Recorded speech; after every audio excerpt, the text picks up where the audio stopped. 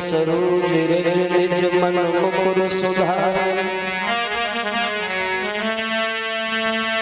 बरनो रघुबर बिमल जसु जो दायक फल चार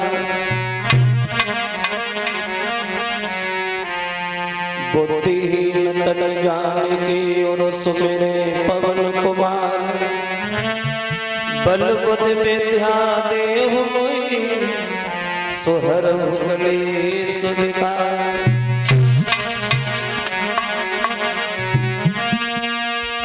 पवन तनय संकट हरन मंगल मूर्ति रूप राम लखन सीता सहित हृदय बसो स्वरूप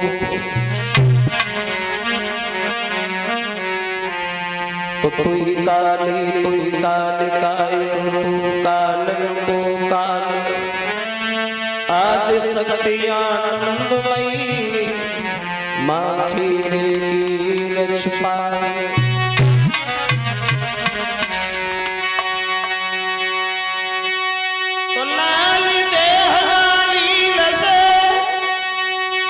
धरी लाल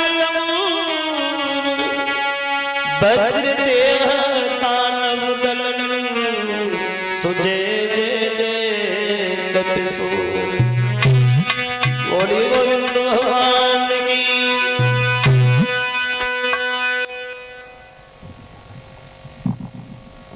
आदरणीय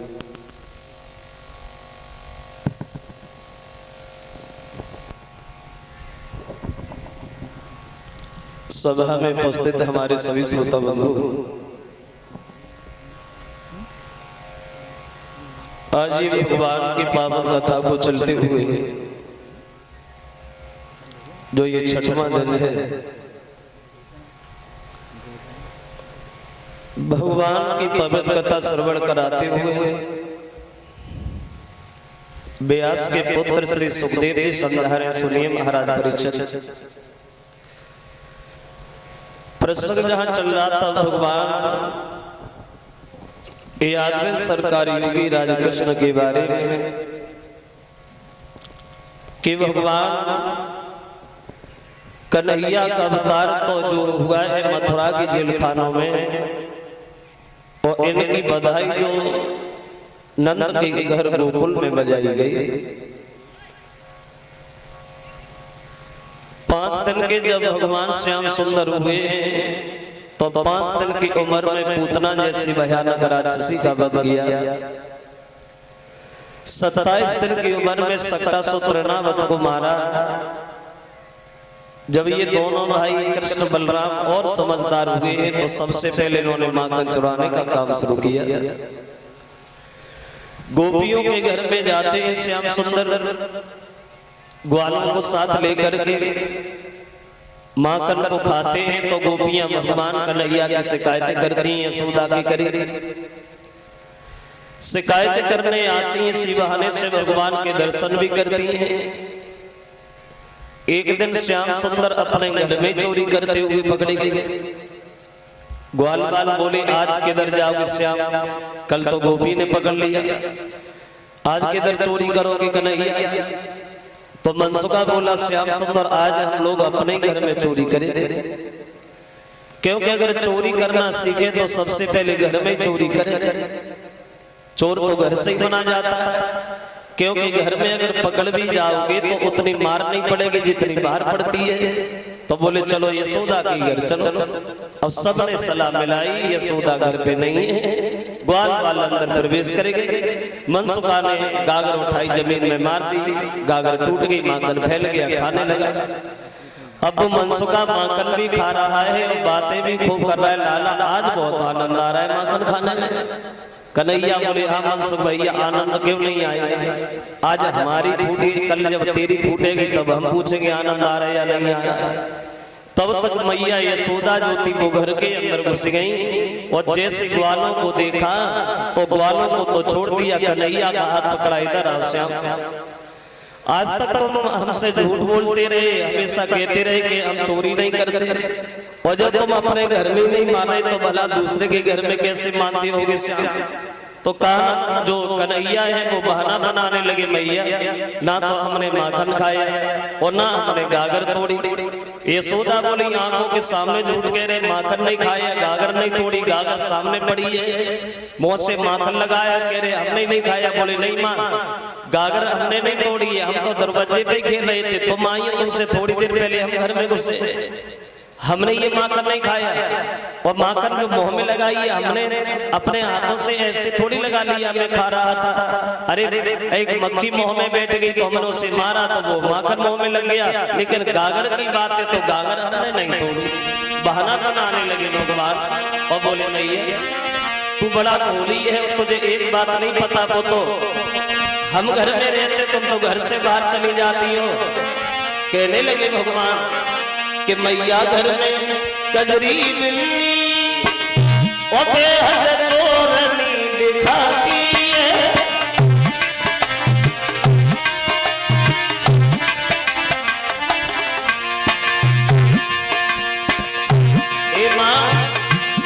ये माखन हमने नहीं खाया है। और बोले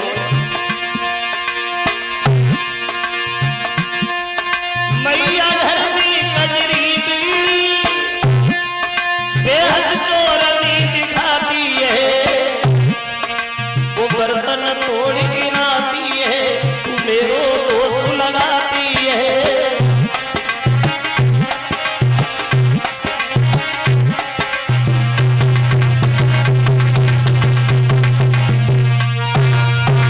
कन्हैया ने बहाना बनाया, मैया घर में जो बिल्ली है वो बर्तन तोड़ती है, तू मेरा दोष लगाती, वाला मैं काय को चोरी करेंगे मैया। तो यशोदा बोली यहाँ से बहाना बहुत बनाते, आज हम तुम्हें छोड़ेंगे नहीं, तुम्हें बांधेंगे और पूरे दिन भूखा रखेंगे, तब देखेंगे दूसरे घर में कैसे जाओगे चोरी करने। अब यशोदा मैया जो है वो कन्हैया की कलाई पकड़ के आंगन में उखल से बांधने लगे। भाग कर गई, रस्सी उठा ले आई और जब रस्सी लाई तो रस्सी छोटी पड़ी गई, दोबारा दौड़ी दूसरी रस्सी ले आई, लेकिन वो भी रस्सी छोटी पड़ी गई। यहाँ तक प्रमाण मिला पूरे मोहल्ला की रस्सियां कटी होगी, लेकिन भगवान फिर भी नहीं बदले। अब समझ में ये नहीं आ रहा है कि कन्हैया का शरीर मोटा हो रहा है या वो रस्सी घट रही है। यशोदा झुझला रही है, श्याम आज हम तुम्हें छोड़ेंगे नहीं, चाहे पूरे गांव की रस्सियां लानी पड़े। अब समझ में ये नहीं आ रहा है वहां कि वो रस्सी घटती जाती है और या मुटाते जाते हैं।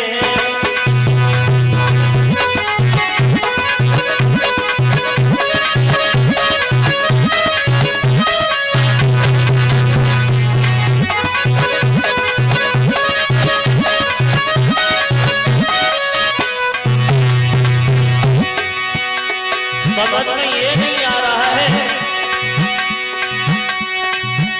वो रस्सी घटती जाती है या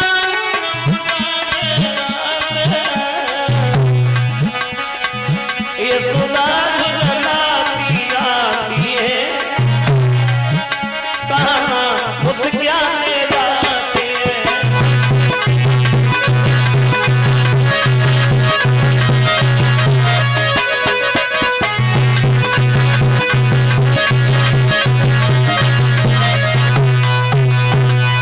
समझ में ये नहीं आ रहा है कि वो रस्सी घट रही है, भगवान का शरीर मोटा हो रहा है। समझ गए श्याम सुंदर के ज्यादा व्याकुल है मैया, तो एक छोटी सी रस्सी भी बंध गई। श्याम कलश वाली कन्या खड़ी हो जाए, छोटी सी रस्सी में बंधे श्याम। अब ग्वाल बाल अपने अपने घर चले गए, कन्हैया आंगन में बंधे उखल से, यशोदा अपने घर में लग गई काम में। तो कन्हैया ने देखा किसी का ध्यान हमारी तरफ नहीं है, तो उस उखल को लुढ़काने लगे।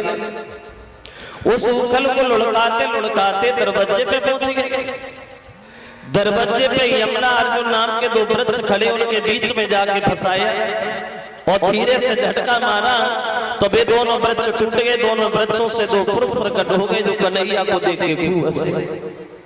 कौन थे ये दोनों? बोले ये दोनों जो थे ये पूर्व जन्म में एक कुबेर के लड़का, तब इनका नाम था नलकूबर मलगरी।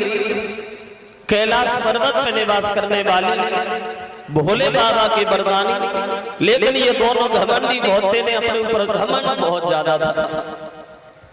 एक दिन दोनों बैठ गए तो दोनों ने बैठे बैठे मदरा पान किया, शराब पी। और जब शराब पी तो नशा हो गया, और जब नशा हो गया तो दोनों की बुद्धि भी खराब हो गई।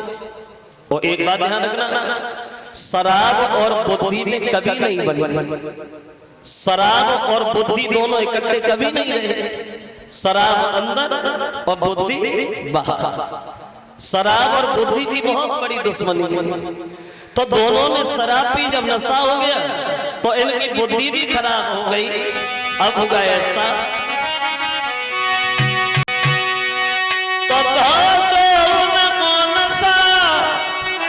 तो बिगड़ी गई दशा अकल बोराई। ओले नारे न को संगरे आगे की सीधा।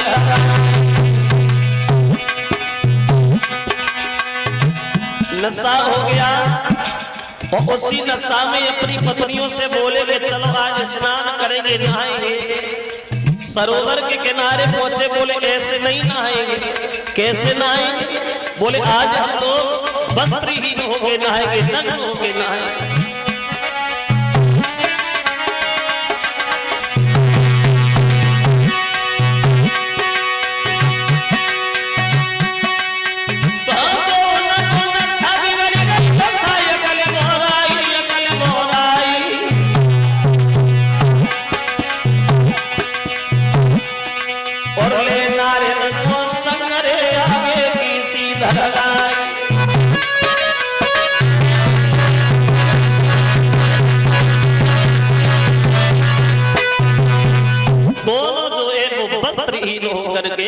और सरोवर के अंदर प्रवेश करेंगे और पत्नियों के साथ नहाने लगे।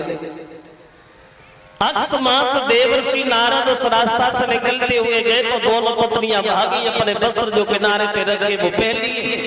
लेकिन वे दोनों घमंडी ऐसे खड़े रहे, बिल्कुल नंगे ही पाले। तो नारद को क्रोध आ गया, कहने लगे मूर्खो, पागल हो, सब कुछ जानने के बाद में भी एक अज्ञान बने और जल की तरह खड़े हो। तुम तुम्हें ये श्राप देते तुम दोनों वृक्ष बन जाओगे, कपड़ा पहनने की जरूरत ही नहीं पड़ेगी। जब ये कहा कि वृक्ष बन जाओ तो दोनों रोने लगे। बोले महाराज जब हम वृक्ष बनेंगे तो फिर हमारा उद्धार कैसे होगा? बोले उद्धार तब होगा जब 16 कला से भगवान कन्हैया का अवतार होगा, उन्हीं के द्वारा तुम्हारा उद्धार होगा। तो ये वही थे दोनों जो विनती करते हैं तो अंत में ये परम धाम के लिए जाते हैं। अब क्या हुआ? अब इधर नंद बाबा ने देखा है ना तो कोई हवा चली ना कोई तेज आंधी आई। बिना हवा आंधी के बिना भारी भारी वृक्ष कैसे टूटे? जब से जन्म कन्हैया का हुआ तब से ऐसा कोई दिन नहीं जाता जिस दिन गोकुल में कोई नया काम, नई घटना न घटे। अगर ये वृक्ष कहीं कन्हैया के ऊपर गिर भी जाते तो क्या होता? तो सब लोगों से सलाह मिलाई नंद बाबा ने, उस गोकुल का त्याग कर दिया। एक तुलसी का वन जहाँ वृंदावन, उस वृंदावन में जाकर के सब यादव लोग अपने महल बना के रहने लगे। अब देखो, अब इधर यादव लोग तो महल बनाने के बाद वृंदावन में निवास करेंगे। तो एक दिन श्याम सुंदर अपनी माँ यशोदा के करीब बैठे तो अपनी मैया से बोले, माँ एक बात बता। क्या? वैसे सुबह सुबह भैया बलराम और ये जितने भी ग्वाल हैं चले जाते गाय चराने वन में, मैं अकेला रह जाता हूँ और मैं अकेले घर पे अच्छा नहीं लगता भैया, मैं भी चला जाऊं। तो यशोदा ने समझाया, लाला देखो अगर इच्छा है तो चले तो जाओ, लेकिन एक बात ध्यान जरूर रखना, हर जगह तुम जाना लेकिन भूल करके एक जगह नहीं जाना। कहा नहीं जाना? तो यशोदा समझाने लगी, लाला सुनो, यमुना तट पे काली देह पे और तेरे लाल भूल के मत जाना।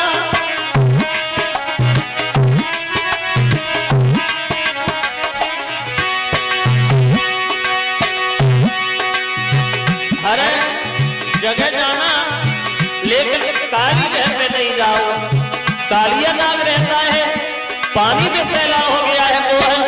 और बोले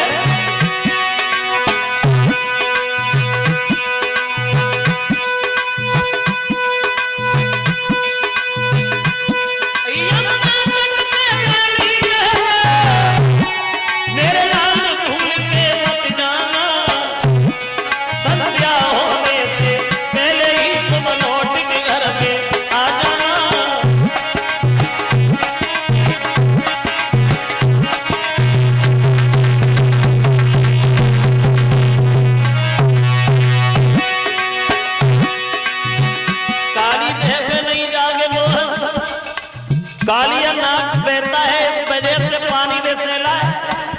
तब तो कन्हैया ने मना कर दिया, बोले भैया नहीं जाएंगे। लेकिन जब सुबह हुआ तो सबसे पहले श्याम सुंदर भाई गए, यशोदा ने मना किया।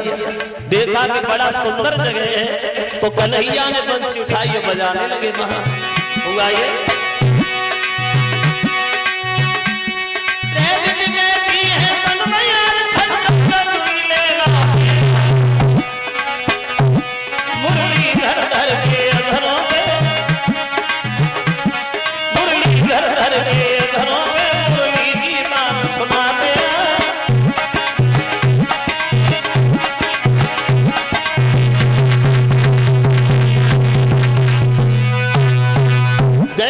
सुंदर नहीं जाए, यशोदा ने मना किया।